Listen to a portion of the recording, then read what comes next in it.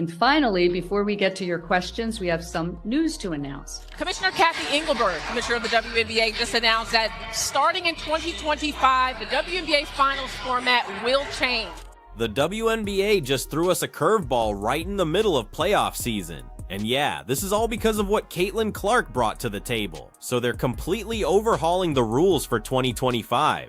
But hold up, is this actually gonna solve anything? Or are we looking at damage control that's way too late? Well, I knew the atmosphere was going to be electric when they announced Caitlin's name in the dark and the fans went crazy. When Clark got bounced from the playoffs, arenas turned into ghost towns and viewership completely tanked. Now the league's in full panic mode, trying to figure out what went wrong. But do these rule changes actually address the real problems? Let's break down what Clark did to this sport. She didn't just show up and play basketball, she transformed everything. Record after record fell, every arena she walked into was sold out. Television numbers went absolutely insane. Clark and Indiana became appointment viewing, and fans were obsessed. Staying with the WNBA playoffs, let's stay here. Let's just say the ratings aren't the same with Caitlin Clark and the Indiana Fever now eliminated. By the way, not only was viewership down, but attendance was as well. Reality check though, the second Clark was done for the season, everything collapsed. We're seeing ratings drop by 80% in some matchups. Arenas looking completely empty with sections covered up so it doesn't look embarrassing on television. Come on, did anyone actually think this wouldn't happen? Clark was single-handedly carrying this entire league, and now she's on a golf course somewhere. How does the WNBA move forward without their biggest draw? These rule changes better be revolutionary because things are looking rough right now. Make sure you hit that subscribe button before we dive deeper. Let's get into it. Getting to go to multiple arenas so that people that are watching at home can see this environment in a multitude of cities. It's amazing. I love it. The growth continues. Alright, so the WNBA is in complete meltdown mode, and they're about to try everything they can think of. These rule changes aren't small adjustments either. We're looking at a complete transformation that could either save the league or completely destroy it. The big question is whether any of this can possibly fill the massive void Clark left behind, or is the league about to slip back into total obscurity? Here's what they're planning. The regular season is growing from 40 games to 44 with a brand new franchise joining in 2025. Meet the Golden State Valkyries. That means 4 additional opportunities to catch your team in action. Starting in 2025, the WNBA Finals format will change to a best-of-7 series. Yes. And the format will be 2-2-1-1-1. Hold on though, there's way more coming. The championship series is getting a complete makeover. Instead of best of 5, we're moving to best of 7. I was going to say for the fans, it's a benefit for your team. Has played well enough to get into the playoffs. So now that your fans will be able to see your team play at home during those playoffs. Yeah. The league's thinking is pretty obvious here. More games equal more eyeballs and more money flowing in. And check this out, they're totally restructuring the first round of playoffs too. Now it's moving to this new format where the lower seed gets guaranteed home court for at least one game. With the increased attention this year, there's also been increased scrutiny about the quality of refereeing. Curious if there has been any conversation about whether it's referee pay, referee training, anything to ensure that is as good as it can be. Think back to that Fever versus Sun matchup. Indiana never got the chance to return home and play in front of their own crowd at Gainbridge after all that drama in the opening games. Looks like they finally realized lower seeds deserve some home court love too. Commissioner Kathy Engelbert is trying to sell these changes like they're the league's salvation. She keeps talking about constantly balancing the schedule. Yeah, sure.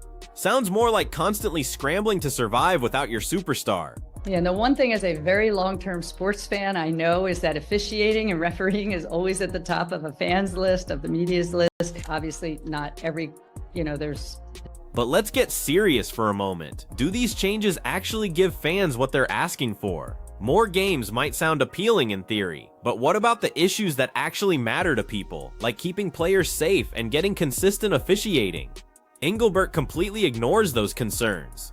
I came to see Caitlin Clark tonight. Oh, gotta watch number 22. I've been watching Caitlin for a couple of years, and since then I've dreamed about coming to a game. We're human beings here. This feels like slapping some fresh paint on a house that's falling apart and pretending you renovated the whole thing. Please don't treat the fans like they're stupid. Everyone saw exactly what Clark delivered. It wasn't just incredible talent, it was a completely different style of basketball.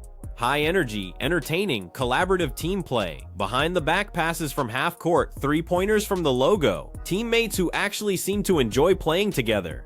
Now we're back to the same old routine, just stretched out over more games. Consider this, Clark leaves the playoffs and suddenly half the seats are empty. Television ratings crash faster than a bad stock pick.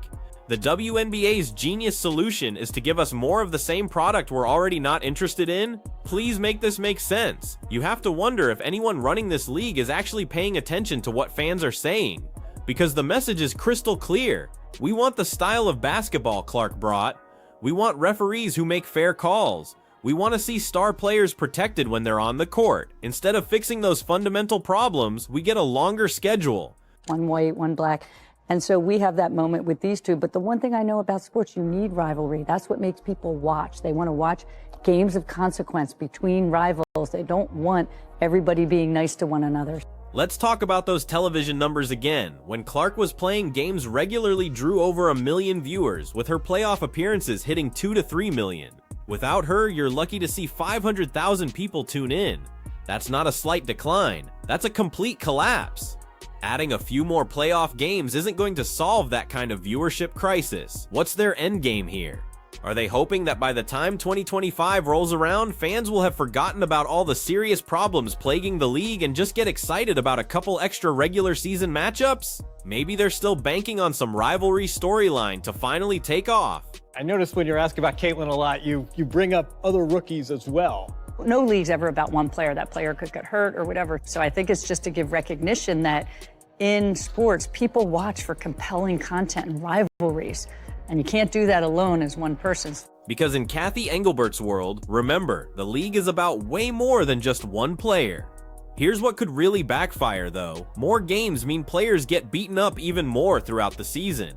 Extended playoff series could result in more injuries, and if the officiating stays inconsistent, those extra games just become more chances for fans to get frustrated and stop watching. The league seems to be living in complete denial. They caught lightning in a bottle with Clark. Instead of figuring out how to create that excitement again, they're just rearranging furniture while the building burns down. Fans aren't demanding more average basketball. They want thrills. They want fairness. They want to watch their favorite players succeed. Look, change is never easy, but adding a few extra games and calling it progress isn't going to work. The WNBA needs to take a serious look at itself and ask the hard question, do these changes actually address fan concerns?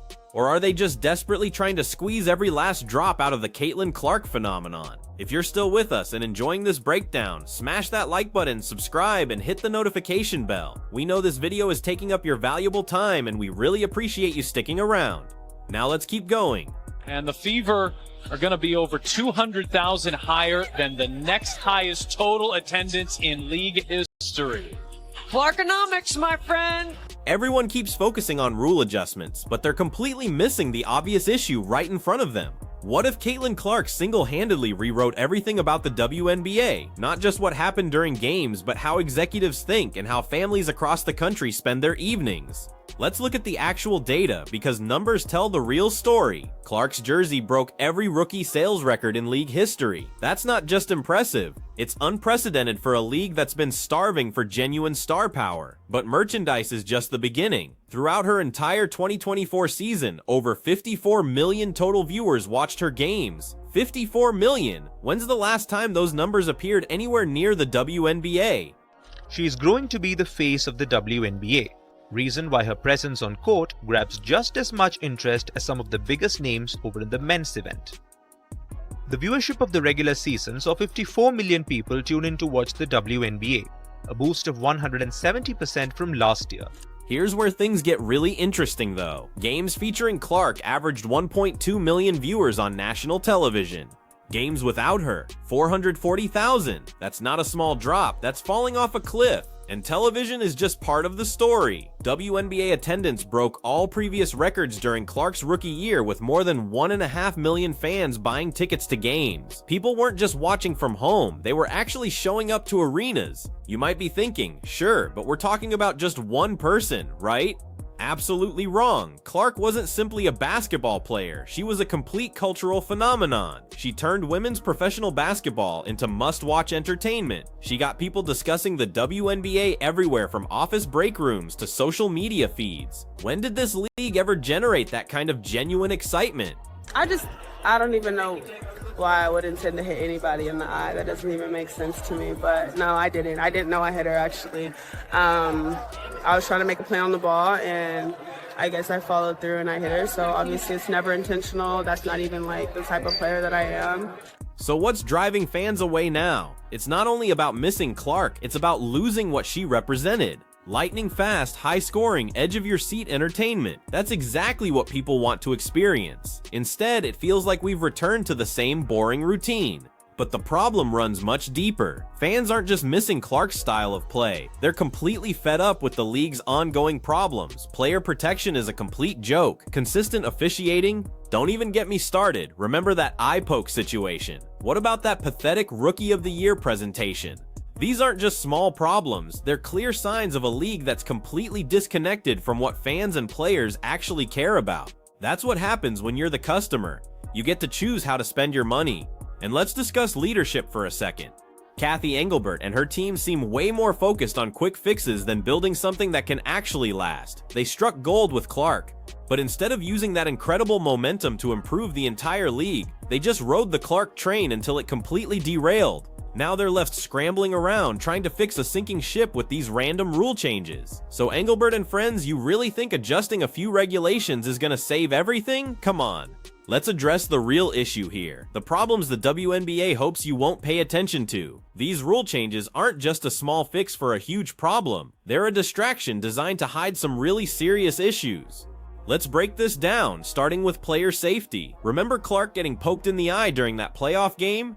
No whistle blown, even though it looked completely intentional. That's not just poor officiating, it's actually dangerous. They decided that they were going to let her know she was Rookie of the Year with a phone call in Connecticut during a practice before a playoff game. You can't make this.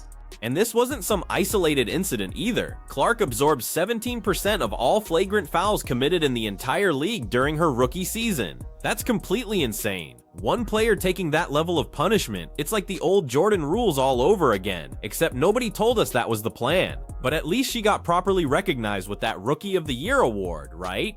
Wrong again. Picture this scenario. Clark is shattering records left and right, completely transforming the sport. How does the WNBA celebrate this historic achievement? With a phone call while she's at practice in some random gym. No big ceremony, no recognition worthy of what she accomplished for the league. It's almost like they didn't want to admit how much she'd actually done for them. This kind of treatment makes you seriously question things. Does the WNBA actually value its superstars, or are they just chasing easy publicity and quick headlines? Let me speak for every one of those fans when I say, I will put my time, my effort, my enjoyment into whatever makes me happy. I enjoy watching her play. And here's the crazy part. Fans see right through all of this. They're not just missing Clark's game. They're completely over the league's fundamental problems. Player safety, fair officiating, proper recognition for elite talent. Where are the press conferences addressing these issues? These aren't minor glitches. They're obvious symptoms of a league that's totally lost touch with what fans and players actually want, and no number of extra games or playoff format changes is going to fix any of that. So what's the real solution? It's definitely not as simple as tweaking a few rules. The WNBA needs to completely rebuild itself. We're talking about changing everything from top to bottom. They need to tackle player safety directly with clear rules and real consequences for dangerous plays. They need to invest in much better training for referees to guarantee fair and consistent calls in every single game. And for the love of everything, they need to start treating superstars like actual superstars. When you have a player like Clark breaking records and bringing in millions of viewers, you roll out the red carpet treatment. You make it a huge celebration. You use that incredible momentum to elevate the entire league. So here we are, everyone. The WNBA is desperately trying to fill the Clark-sized crater in their league with these new rules. More games? Extended playoffs? Sounds pretty good on paper, right? But let's be completely honest here. Adding a few extra matchups won't fix a league that can't protect its stars, can't officiate games fairly, and can't even be bothered to properly celebrate its biggest talents. Now without Clark, ratings are in complete freefall and arenas are emptier than campaign promises. Here's the question that really matters. Is this too little, too late, or are these even the right changes to make?